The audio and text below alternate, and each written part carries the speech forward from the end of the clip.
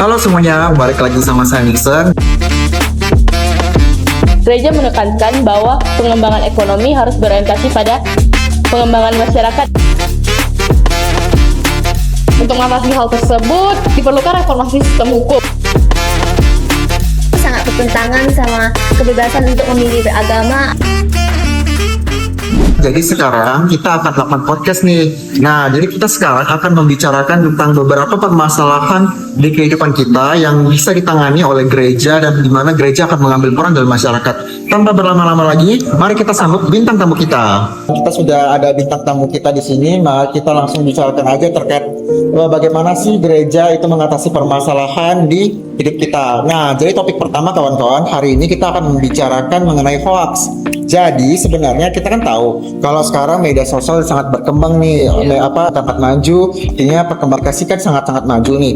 Tapi permasalahannya adalah di hoax. Nah, ketika hoax ini merajalela, otomatis kan kayak banyak kebohongan nih, orang-orang tuh dapat informasi palsu dan bisa menciptakan konflik.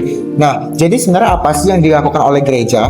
Nah, jadi gereja melalui Dewan Kepausan itu berkata kalau lebih baik ketika menyampaikan informasi itu disampaikan dengan penuh tanggung jawab, dan artinya gereja tuh mengedepankan kalau komunikasi itu harus dipertanggungjawabkan, dan kayak kita tuh harus bisa kayak kasih kredit atau misalnya kayak kasih kebenaran dari apa yang kita sebarkan. Nah, maka kita sebagai pelajar ya, kita bisa kayak memverifikasi terkait ilmu-ilmu yang kita dapat, informasi yang kita dapat gitu. Nah, iya sih seperti itu kalau mengatasi hoax sih. Gimana nggak kalian tuh?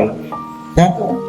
Nah, lalu kemudian kita bisa membicarakan terkait misalnya bagaimana gereja itu, pandangan gereja tentang kita berpolitik itu gimana sih guys. Jadi gereja itu menganggap bahwa kayak selama kita berpolitik Anda harus memperjuangkan martabat manusia, Anda harus memperjuangkan kayak hak-hak manusia, dan kita harus memperjuangkan keadilan sosial.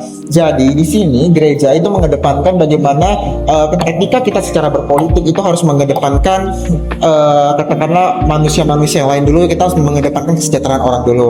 Ya kalau politik sih gitu sih guys. Nah, gimana nih menurut kalian tentang pandangan gereja tentang kayak analisis perkembangan itu? Oke, jadi dalam Gaudium et Spes 64 ini, gereja menekankan bahwa pengembangan ekonomi harus berorientasi pada pengembangan masyarakat dan keadilan sosial. Masalah seperti ketimpangan yang ada di masyarakat ini seperti kemiskinan, pengangguran, dan eksploitasi sumber daya alam menjadi tantangan yang besar dalam ekonomi kali ini. Solusi yang dapat diterapkan meliputi distribusi kekayaan alam, perlindungan hak pekerja, serta pengembangan UMKM. Pendekatan ekonomi yang humanis ini diharapkan mampu mendorong kesejahteraan yang berkelanjutan di Indonesia. Oke, jadi di sini kesimpulannya tuh gereja tuh mengedepankan perkembangan ekonomi yang lebih memperhatikan rakyat kecil ya. Nah, di mana kita harus lebih memfokuskan permasalahan seperti kemiskinan terlebih dahulu. Baik, jawaban yang sangat brilian dari Chelsea. Nah, kemudian kita akan melanjutkan ke topik penegakan hukum nih. Kira-kira menurut gereja tuh gimana sih penegakan hukum menurut Gaudium et Spes Art 73? Nah, kalau menurut Gaudium et Spes 73 menekankan bahwa hukum harus menjaga keadilan, kebebasan, dan martabat manusia, serta melindungi hak asasi manusia. Di Indonesia sendiri, penegakan hukum itu masih mengalami tantangan, seperti ketidakadilan, korupsi, pelanggaran hak asasi manusia, dan intervensi kekuasaan. Untuk mengatasi hal tersebut, diperlukan reformasi sistem hukum, pemberantasan korupsi tanpa memandang orang, perlakuan hukum setara bagi semua, penguatan independensi lembaga hukum, dan perlindungan hak asasi manusia. Dengan demikian, hukum dapat berfungsi secara adil dan bermartabat sesuai nilai-nilai kemanusiaan. Oke, bagus sekali jawaban dari Deslin. Jadi guys, intinya dimana gereja berpandangan bahwa penegakan hukum itu kita harus memfokuskan terhadap katakanlah reformasi hukum terlebih dahulu, kita harus fokus memberantas korupsi, dan kita harus menciptakan hukum yang tidak membeda-bedakan orang. Jadi langsung kayak ketika dia bersalah kita hantam terus nih, kita akan hukum dia menggunakan sistem hukum yang ada. Jadi kita akan memperjuangkan keadilan bagi rakyat-rakyatnya. Jawaban yang sangat bagus dari Deslin. Nah, sekarang kita akan fokus ke topik baru nih. Sekarang kita akan membicarakan terkait bagaimana sih gereja berpandangan tentang analisis fundamental terkait radikalisme ataupun ajaran yang menurut gereja itu kayak ini nggak boleh nih. Nah, dan bagaimana cara gereja akan menanggulanginya? Jadi sebelumnya kita harus tahu aliran fundamentalis radikal itu apa dulu. Jadi aliran ini tuh sebenarnya tuh kayak pemaksaan keyakinan agama ke orang lain, sehingga sebenarnya hal ini tuh sangat bertentangan sama kebebasan untuk memilih beragama atau mempraktikkan agama tersebut atau ajarannya.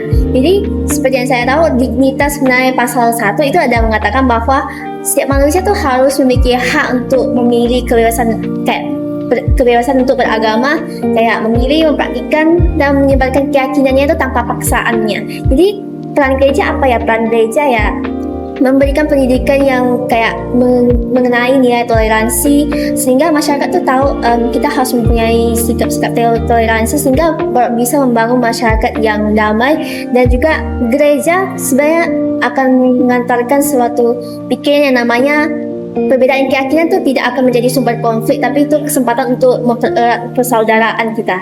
Oh, jadi gitu. Jadi gimana nih cara gereja menanggulangi permasalahan seperti bencana alam ataupun kerusakan-kerusakan alam? Ya, jadi masalah bencana alam sama kerusakan lingkungan sebenarnya itu lebih karena mengeksploitasi sumber daya alam secara berlebihan. Jadi saya ingat di Populorum Progressio pasal 21 itu ada mengatakan bahwa tentang sumber daya alam ini kita tuh harus tidak berlebihan mengeksploitasinya, tuh kita harus memfokuskan kepada keadilannya. Jadi kita tidak boleh hanya fokus ke keuntungan ekonomi saja. Jadi umat manusia tuh harus bisa bertanggung jawab atas apa yang mereka lakukan, terus menghindari yang namanya rasa keserakahan mereka, sehingga sumber daya alam itu tidak bakal dieksploitasi terlalu berlebihan. Terus peran gereja juga membantu korban bencana yang terkena namanya banjir lah atau dan segalanya. Terus dengan ini peran gereja sebenarnya bisa menciptakan lingkungan yang lebih damai aliasnya.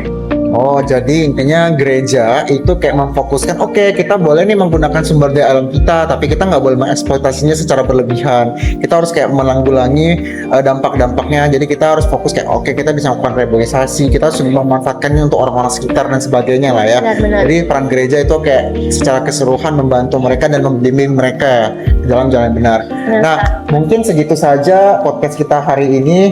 Sekian dari kami. Terima kasih. Bye-bye.